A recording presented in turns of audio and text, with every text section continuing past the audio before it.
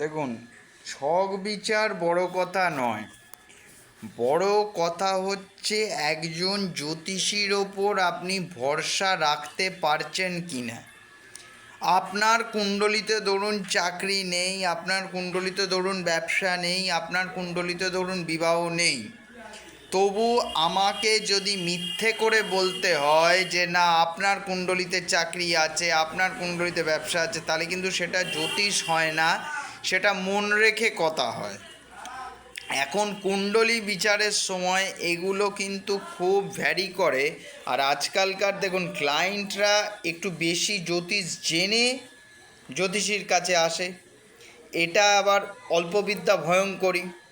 এই অল্পবিদ্যা ভয়ঙ্করীদের জন্যই কিন্তু আরও ব্যাপারটা হয়ে গেছে কি, আপনারা হচ্ছেন ক্লায়েন্ট, আপনারা আসেন বলেই আমরা, কিন্তু আমরা জ্যোতিষটা জানি।